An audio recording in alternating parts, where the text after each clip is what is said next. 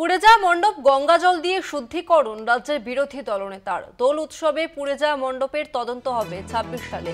BJP ২৬-এ ক্ষমতায় এসে পুড়ে যাওয়া মণ্ডপের তদন্ত করবে। পুড়ে যাওয়া মণ্ডপ গঙ্গা জল দিয়ে শুদ্ধিকরণ ও আরতি করলেন শুভেন্দু অধিকারী।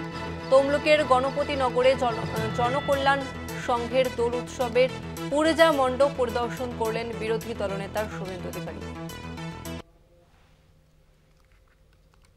করতে পারে না, যে করেছে দুষ্কৃতকারী পুলিশের খুঁজে দেখা উচিত।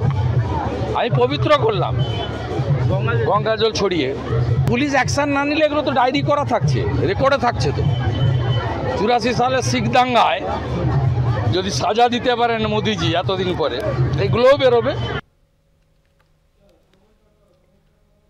আর এই নিয়ে আমরা আরো বিস্তারিত জানবো। আমাদের সঙ্গে ফোন লাইনে রয়েছেন প্রতিনিধি সৌম্যজিৎ চট্টোপাধ্যায়। সৌম্যজিৎ, কি জানা যাচ্ছে?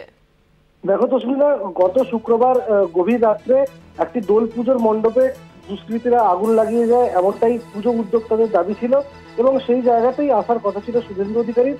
কিন্তু রবিবার অর্থাৎ গতকাল রাত্রেবেলা শুভেন্দু অধিকারী সেই পুজো মণ্ডপে উপস্থিত হন এবং তিনি গঙ্গা জল দিয়ে রীতিমতো পুজো মণ্ডপটি শুদ্ধিকরণ করেন, পাশাপাশি প্রদীপ জ্বালিয়ে আরতি করেন।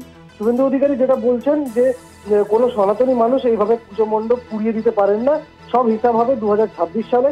পুলিশ যদি তদন্ত করতে না পারে তাহলে বিজেপি ক্ষমতায় এলে সেই পুড়ে যাওয়া মণ্ডপে তদন্ত হবে।